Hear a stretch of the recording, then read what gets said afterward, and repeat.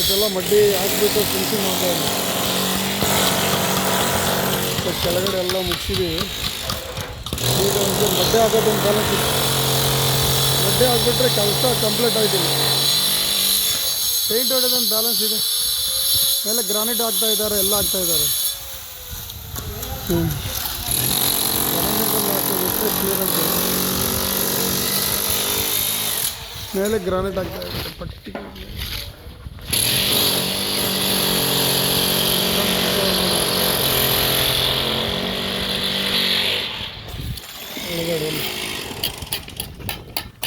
ಇದೊಂದು ಇದು ಕಟ್ಟಬೇಕಲ್ಲ ಇಲ್ಲಿ.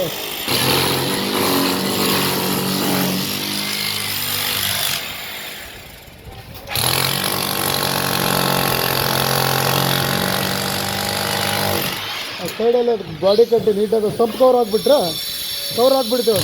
ಒಳಗಡೆ